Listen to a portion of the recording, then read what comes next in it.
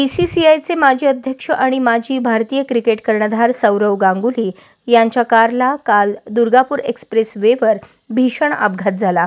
गांगुली एका कार्यक्रमासाठी बर्दवानकडे जात असताना हा प्रकार घडला। त्यांच्या रेंज रोवर कारला एका रॉलीने अचानक धडक दिली, त्यामुळे ताफ्यातील वाहनांमध्ये गोंधळ निर्माण झाला। दंतनपूरजवळ हा अपघात झाला। प्रत्यक्षदर्शींनी दिलेल्या माहितीनुसार गांगुली यांच्या ताफ्यातील गाड्या सुसाट नव्हत्या, परंतु एका लॉरीने अचानक कट मारल्याने चालकाने जोरदार ब्रेक लावला आणि मागून येणाऱ्या गाड्यांनी संतुलन गमावले। एक गाडी थेट गांगुलींच्या रेंज रोवरवर आदळली। या अपघातात कोणालाही गंभीर दुखापत झाली नाही। गांगुली सुखरूप असून ताफ्यातील 2 गाड्यांचे किरकोळ नुकसान झाले आहे। अपघातानंतर काही काळ वाहतूक ठप्प झाली, परंतु पोलिसांनी त्वरित परिस्थिती नियंत्रणात आणली। अशाच नवनवीन अपडेटसाठी जनता राज्य न्यूज चॅनलला सबस्क्राइब करा, लाईक करा आणि शेअर करायला विसरू नका।